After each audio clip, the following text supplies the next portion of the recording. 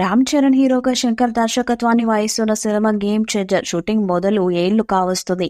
అప్పుడెప్పుడు first single ను release చేసి silent గా ఉన్నారు మేకర్స్. ఈ చిత్రంలో రామ్ చరణ్ సరసన బాలీవుడ్ భామ కేఆర్ అద్వానీ హీరోయిన్ గా నటిస్తుండగా తమిళ స్టార్ యాక్టర్ ఎస్డి సూర్య విలన్ రోల్లో కనిపించనున్నారు. టాలీవుడ్ సీనియర్ నటుడు శ్రీకాంత్, అంజలి, నవీన్ చంద్ర తదితరులు కీలక పాత్రలు పోషించారు.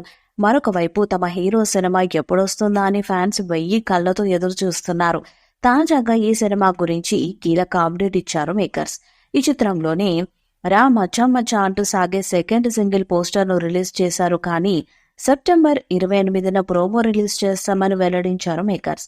ఫ్యాన్స్ తీవ్ర నిరుత్సాహానికి గురయ్యారు. ఈ సినిమా డిసెంబర్ 20న విడుదల చేయబోతున్నారని తమన్ ట్వీట్ చేసిన సంగతి తెలిసిందే. పొలిటికల్ యాక్షన్ డ్రామాగా రానున్న గేమ్ చేంజర్ పై ఫ్యాన్స్ భారీ అంచనాలు పెట్టుకున్నారు. ఐఏఎస్ ఆఫీసర్ గా, పొలిటీషియన్ గా 2 పాత్రల్లో అలరించనున్నాడు చరణ్. క్రిస్మస్ బారిలో దిగుతున్న గేమ్ చేంజర్ ఎన్ని రికార్డులు కొల్లగొడుతుందో చూడాలి.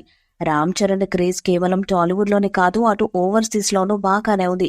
ఈ విషయం ప్రత్యేకంగా చెప్పాల్సిన అవసరం లేదు. ఈ క్రేజ్ వలన ఏకంగా మ్యాగజైన్ మీద కూడా చరణ్ ఫోటోలు ప్రింట్ అయ్యాయి. సో నెక్స్ట్ చరణ్ నుంచి రిలీజ్ కాబోయే సినిమాలకు కూడా అదే క్రేజ్ ను ఆశిస్తున్నారు ప్రేక్షకులు.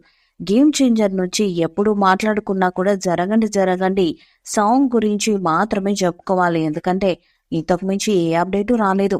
కానీ ఇప్పుడు 2వ పాటతో ప్రమోషన్ జోరు పెంచాలని మేకర్స్ ప్లాన్ చేశారు. ఈ నెల 28న 2వ పాటకు సంబంధించిన ప్రోమోను విడుదల చేయనున్నారు.